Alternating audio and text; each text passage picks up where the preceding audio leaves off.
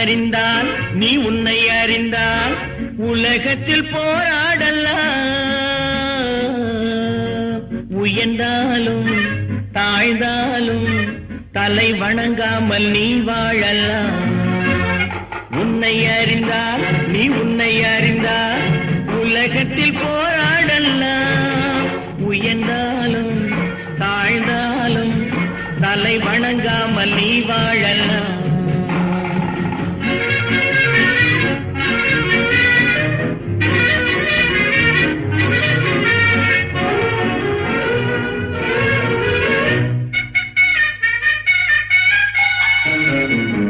மானம் பெரியதென்று வாழும் மனிதர்களை மான் என்று சொல்வதில்லையா?